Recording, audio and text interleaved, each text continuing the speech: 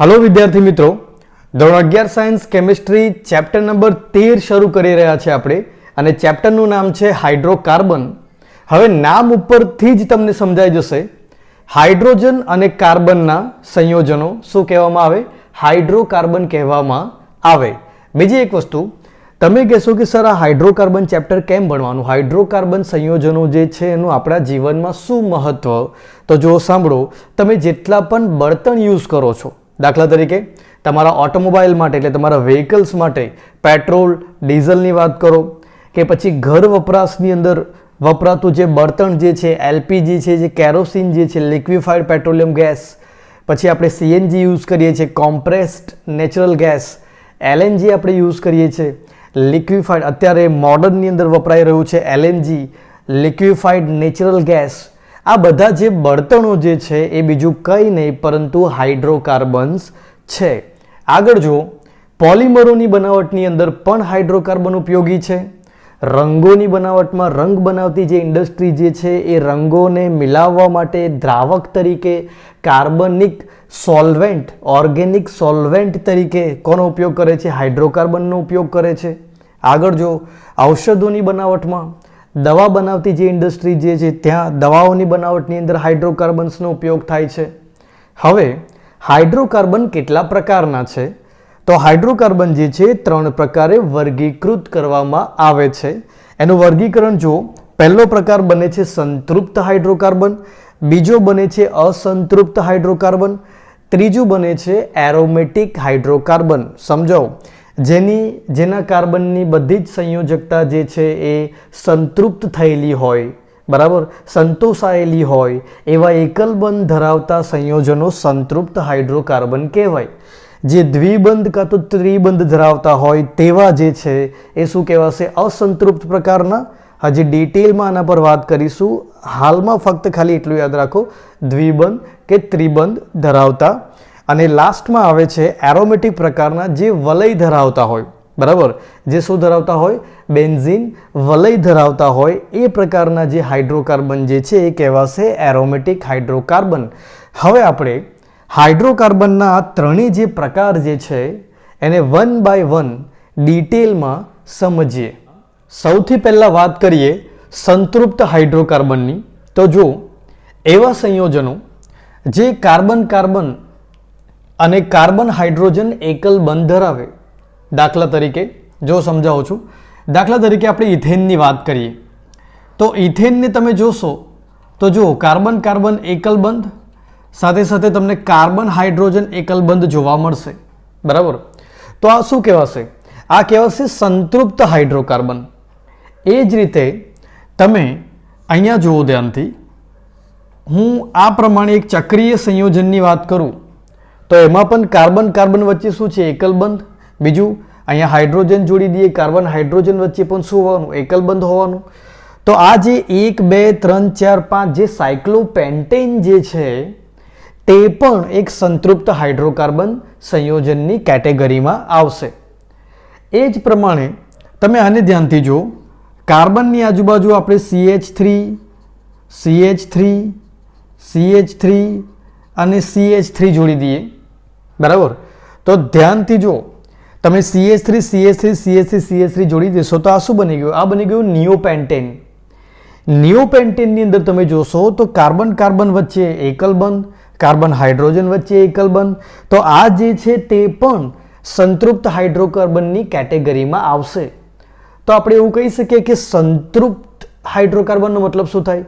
Saturated હાઇડ્રોકાર્બનનો મતલબ શું થાય? આપણે એવું કહી શકીએ કે જેમાં કાર્બનની બધી જ સંયોજકતાઓ હાઇડ્રોજન અથવા અન્ય પરમાણુ વડે, બરાબર, કે પછી અણુ વડે શું થઈ હોય? સંતોષાયેલી હોય. એને કહેવામાં આવે છે સંતૃપ્ત પ્રકારનો હાઇડ્રોકાર્બન. જો સમજાવો, આમાં કાર્બનની 4 જે સંયોજકતા જે છે એ CH3 વડે શું છે? સંતોષાયેલી છે. આમાં કાર્બનની 4 સંયોજકતા જે છે આ વાળા કાર્બનની એ જો હાઇડ્રોજન હાઇડ્રોજન હાઇડ્રોજન અને કાર્બન વડે સંતોષાયેલી છે. આ કાર્બનની વાત કરો તો પણ હાઇડ્રોજન હાઇડ્રોજન હાઇડ્રોજન અને કાર્બન વડે એની સંયોજકતાઓ સંતોષાયેલી છે. અને એટલા માટે આ જે છે તે સંતૃપ્ત હાઇડ્રોકાર્બન કેટેગરીમાં આવશે. હવે સંતૃપ્ત હાઇડ્રોકાર્બનની અંદર જ્યારે કાર્બન જોડે બીજો કાર્બન જોડાય, ત્રીજો કાર્બન જોડાય, ચોથો કાર્બન જોડાય અને કાર્બનની શૃંખલા તૈયાર થાય અને બાકીની જે કાર્બનની સંયોજકતાઓ જે છે હાઇડ્રોજન વડે જો સંતોષવામાં આવે તો તમને આલ્કેન શ્રેણી મળે. શું મળે? આલ્કેન શ્રેણી. સમજાવું છું. જો અહીંયા છે એક કાર્બન જે છે, અહીંયા માની લો હાઇડ્રોજન હોય, આ કાર્બન હમણાં ભૂલી જાઓ તો શું થશે? મિથેન. પછી એ હાઇડ્રોજનની જગ્યાએ બીજો કાર્બન જોડાય અને પછી બાકીની સંયોજકતાઓ જે છે એને આપણે સંતોષ લઈએ હાઇડ્રોજનથી. શું બની જશે? ઇથેન બની જશે. ત્રીજો કાર્બન જોડી દો, જે બાકીની સંયોજકતા વધે છે એને હાઇડ્રોજનથી સંતૃપ્ત કરી દો, સંતોષી આપો, તો એ શું બની જશે? પ્રોપેન બની જશે. પછી એમ કરતાં કરતાં શૃંખલા આગળ બ્યુટેન, પેન્ટેન, હેક્ઝેન, હેપ્ટેન પર આગળ વધતી જશે. તો આ પ્રમાણે સંતૃપ્ત હાઇડ્રોકાર્બનમાં આપણને આલ્કેન શ્રેણી જે છે એ જોવા મળશે. ત્યારબાદ વાત કરીએ આપણે અસંતૃપ્ત હાઇડ્રોકાર્બનની.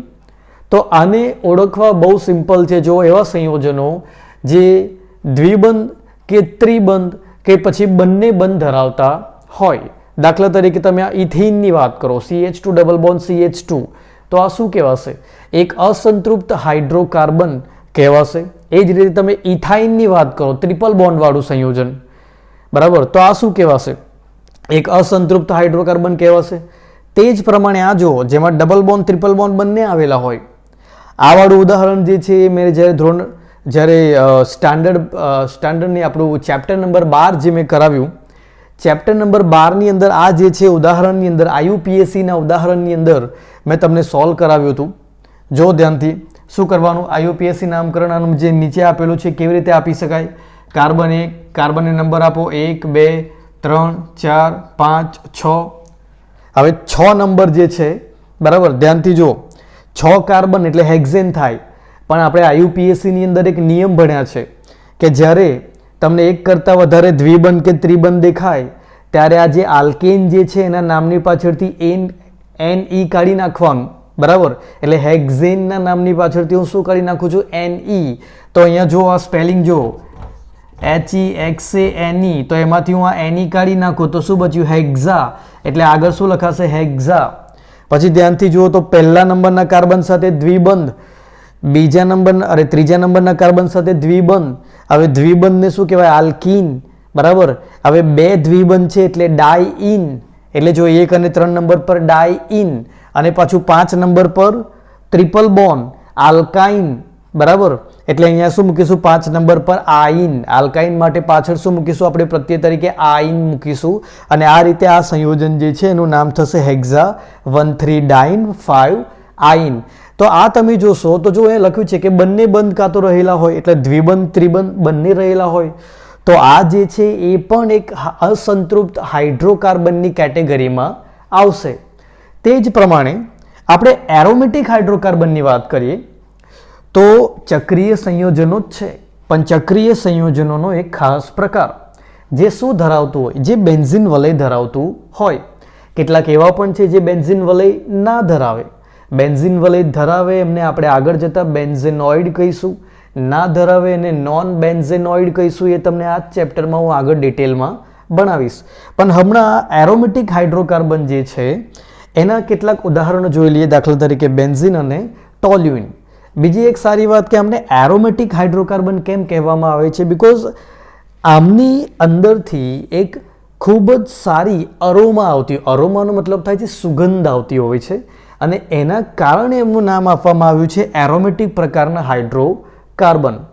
તો આ રીતે તમારે સમજવાનું છે કે કોને સંતૃપ્ત હાઇડ્રોકાર્બન કહેવાય, કોને અસંતૃપ્ત હાઇડ્રોકાર્બન કહેવાય અને કોને એરોમેટિક પ્રકારના હાઇડ્રોકાર્બન કહેવાશે.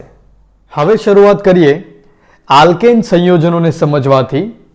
આલ્કેન સંયોજનો, બરાબર, જો હાઇડ્રોકાર્બન સંયોજનોની અંદર આલ્કેન સંયોજનો જે છે તે કાર્બન કાર્બન એકલ બંધ ધરાવતા મુક્ત શૃંખલા એટલે ઓપન ચેન વાળા સંયોજનો છે. ફરી બોલું છું, આલ્કેન સંયોજનો શું છે?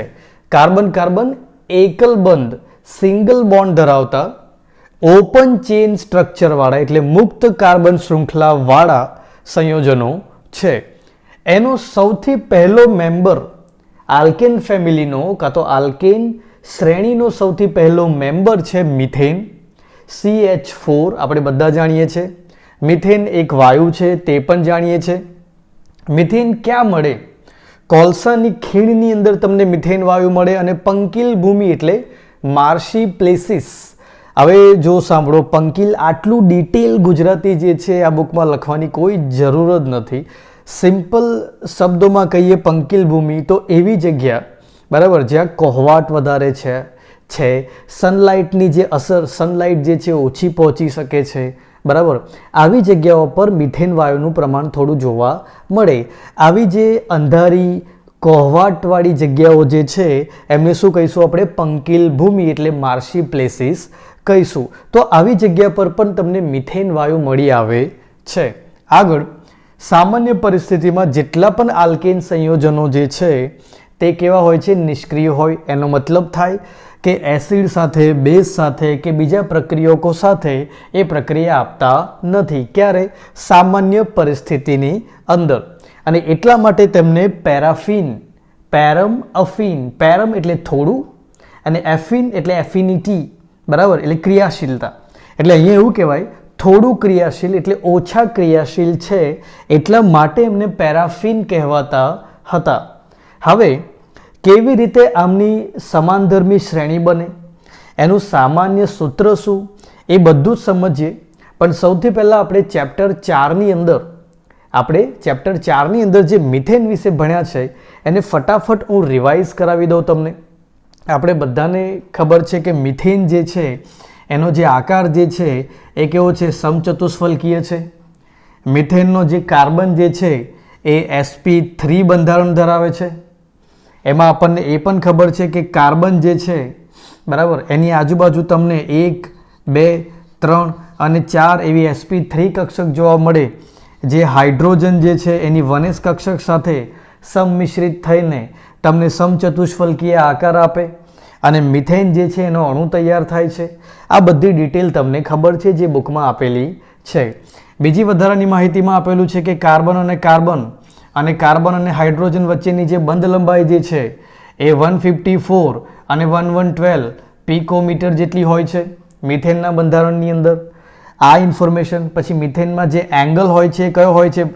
જે બંધ કોણ હોય છે કેટલો હોય છે? 109.5 ડિગ્રીનો હોય છે. તો આ બધી જ એ ઇન્ફોર્મેશન છે જે આપણે ઓલરેડી ચેપ્ટર 4માં સંકરણના ટોપિક બનતી વખતે ખૂબ જ સારી રીતે ભણી ચૂક્યા છે, એટલે એ રિપીટ કરેલું છે. આ ટોપિકમાં સમજવા જેવું શું છે? તો આ ટોપિકમાં વાત કરીએ તો આલ્કેનની સમાનધર્મી શ્રેણી જે છે એ સમજવા જેવી છે. જો કે આલ્કેનનો સૌથી પહેલો મેમ્બર છે મિથેન, CH4, બરાબર. હવે તમારે શું કરવાનું કે મિથેન જે છે એના એક હાઇડ્રોજન જે છે એને તમે શું કરો? રિપ્લેસ કરી દો. શેના વડે? એક બીજા કાર્બન વડે. અને કાર્બનની જે બાકીની સંયોજકતા છે એટલે 1, 2 અને 3 જે છે એને હાઇડ્રોજન વડે શું કરી દો? સંતૃપ્ત કરી દો બીજા હાઇડ્રોજનના ઇલેક્ટ્રોન વડે. એટલે આ રીતે બંધ બનાવી દો, બરાબર. તો પછી તમને મળી જશે બીજો સભ્ય ઇથેન. ફરી એક વખત હાઇડ્રોજન જે છે એને રિપ્લેસ કરો, કાર્બન જોડો, એની સંયોજકતા જે છે હાઇડ્રોજન વડે શું કરો? સંતૃપ્ત કરો. તમને મળી જશે પ્રોપેન. તો આ રીતે આલ્કેનની સમાનધર્મી શ્રેણી જે છે તૈયાર થઈ શકે છે, બરાબર. પછી એક બીજી રીત છે. બીજી રીત શું છે? તો કે તમે એક કામ કરી શકો છો. તમે આ મિથેન છે, બરાબર, હવે તમે ડાયરેક્ટ હાઇડ્રોજનને રિમૂવ કરો અને ત્યાં CH3 જોડી દો, બરાબર. તો તમને શું મળી જશે? CH3 ને આપણે આ રીતે ના લખીએ તો આપણે બીજી રીતે લખી દઈએ, આ રીતે HH. તો શું બની જાય? ઇથેન બની જાય. હવે શું કરો? ફરી એક વખત હાઇડ્રોજન કાઢો, ત્યાં CH3 જોડી દો, પ્રોપેન બની જશે. તો આ રીતે પણ આગળ જે છે એ આલ્કેનની જે સમાનધર્મી શ્રેણી જે છે એ તૈયાર થઈ શકે છે. બીજી એક રીત હજી પણ છે જે આપણે ચેપ્ટર 12ની અંદર જોયું હતું કે આપણે જાણીએ છીએ કે સમાનધર્મી શ્રેણીના બે ક્રમિક સભ્યો એટલે એક પછી એક આવતા જે સભ્યો છે એમની વચ્ચે કેટલા યુનિટનો, કેટલા એકમનો તફાવત હોય છે? CH2. તો જો ધ્યાનથી તમે ચેક કરો, આ મિથેન છે એની અંદર હું આ CH4 હવે ખાલી CH2 ઉમેરી દઉં, બરાબર. તો શું થઈ જવાનું? જો 2 કાર્બન એટલે C2, 4 અને 2 6 હાઇડ્રોજન, H6 શું બની ગયો? ઇથેન બની ગયો.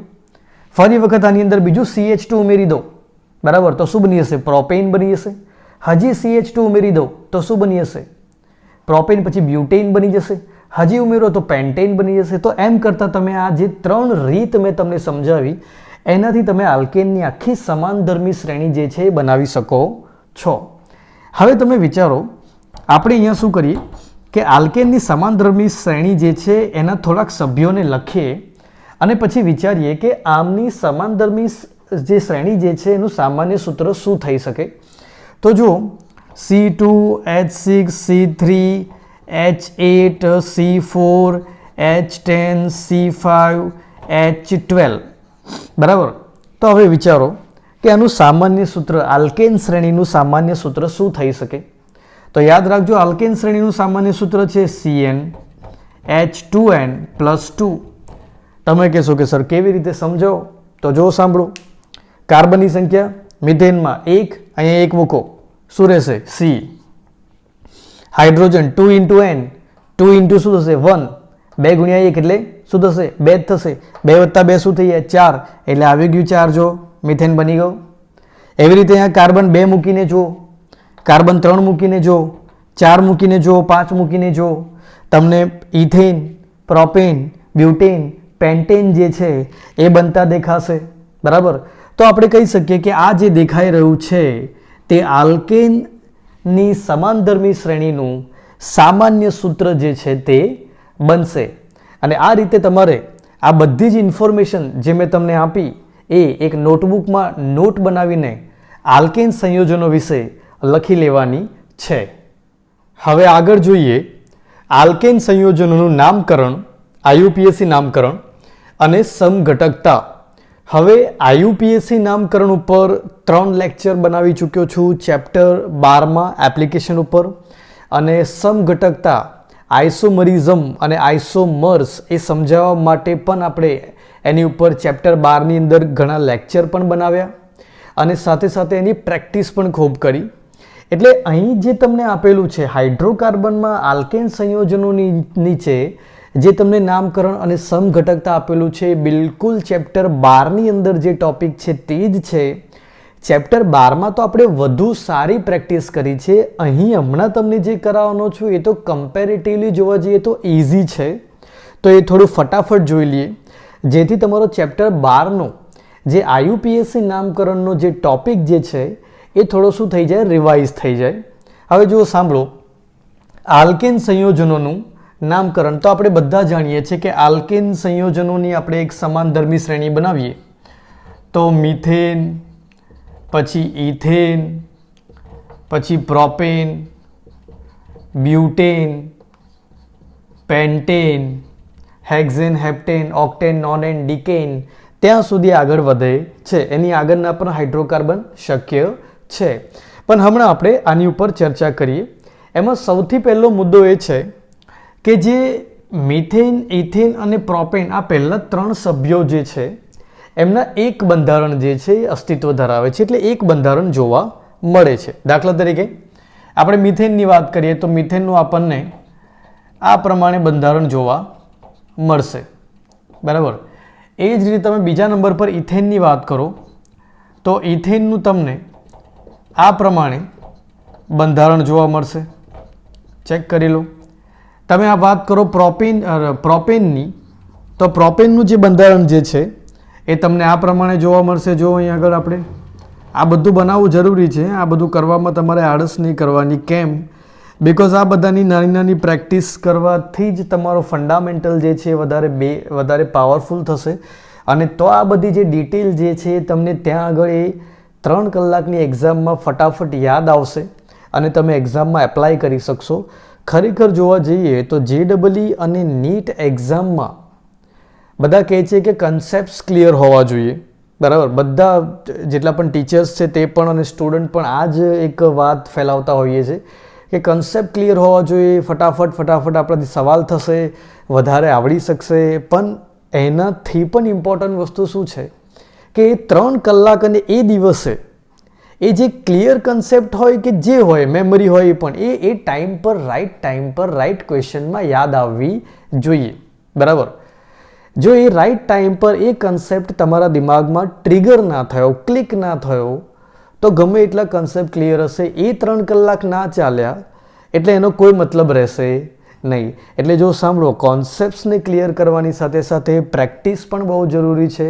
કેમ કે કોન્સેપ્ટ્સ જે છે એ તમારી મેમરી પાવરફુલ કરશે. જો તમને ક્લિયર હશે તો એના પછી પ્રેક્ટિસ કરશો તો તમારી મેમરીમાં એ સ્ટોર થશે અને લાંબા ટાઈમ સુધી સ્ટોર રહેશે.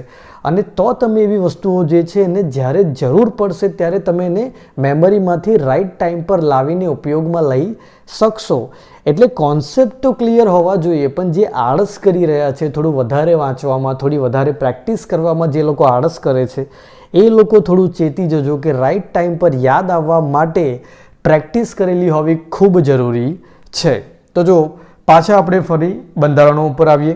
મિથેન, ઇથેન અને પ્રોપેન જે છે એમના આ પ્રમાણે એક બંધારણો જોવા મળે છે. હવે આગળ જો વાત કરીએ બ્યુટેનની. બ્યુટેન ને પેન્ટેનમાં તમે જોશો તો બ્યુટેન જે છે એના 2 બંધારણો જોવા મળે છે.